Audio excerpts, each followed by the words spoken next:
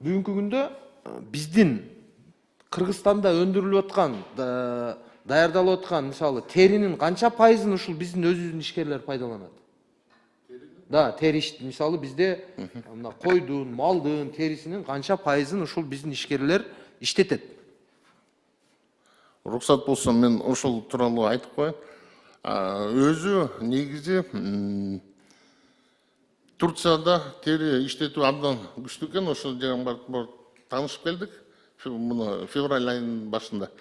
Анан барганда Кыргызстан териси өзү негизи баягы эмне үчүн Кыргызстандан албайсыңар? Бизде абдан тери, малдын терisi, бул койдун терисин албайт экен алар. Малдын терисин алат экен иштетүүгө. Анан кийин промышленный переработка деп коет. Анан ошого эмне үчүн алынбайт десе, малды туура эмес багасыңар кыргыздар деп ушинтип айтты да.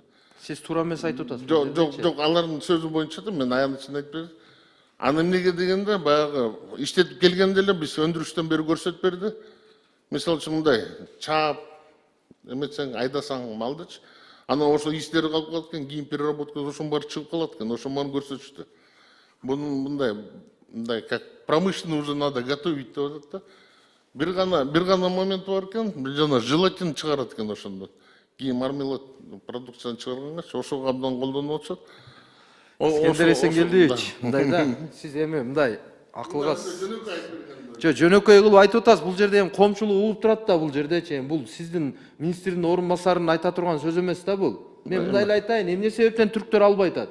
Себеби экономика министри азыркы күндө 200 евродон сиздер пошлина коюп койгонсуздар. Пошлинаны жок кылыш керек өзү негизичи. Аны киргиздик. 50 еврого чейин түшүргөн. Мен буга чейин мисалы канча жолу айтып келдим. Азыр мына баарыбызга эле маалым, айылдарга барсаң талаларда полностью ит сүдүрөп, ооруларды козгоп, ошондой болуп жүрөт. Же тери дагы жок болуп кетпейт экен. Сиздер мисалы азыркы күндө $100 түшүрөбүз деген коомдук талкууга коюп, аракет кылып атасыңар, бирок ал дагы кечең деп атат. Ошондуктан Искендер Эсенгелдиевич, ошону 50 еврого түшүрүп койсоңуздар, биздин талаада жаткан полностью мусорларыбызды сыртка кетмек. Канчалаган мисалы ишкерлер күтүп турат азыр, алып кетейли деп. Бирок силер уруксат бербей атпайсыздарбы?